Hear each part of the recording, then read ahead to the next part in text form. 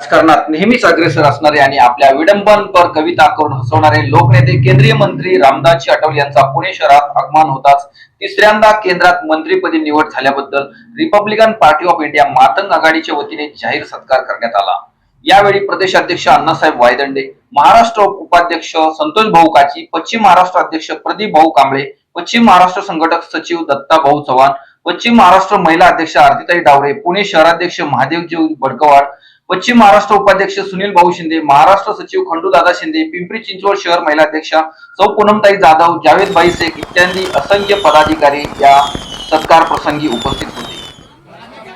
महाराष्ट्र प्रदेश अध्यक्ष अण्णासाहेब वायदंडे यांनी रामदासजी आठवले यांचा जाहीर सत्कार करून पेढे वाटले।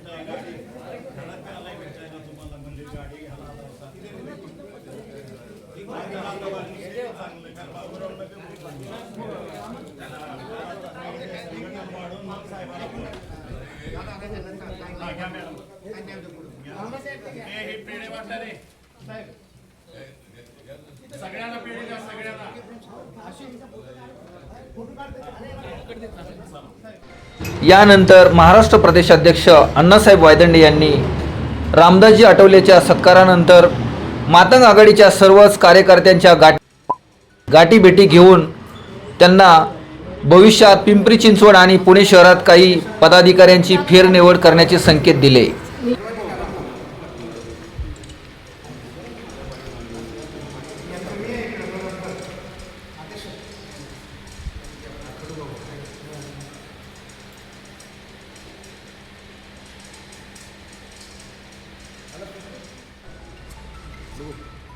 माझा इंडिया न्यूज पुणे।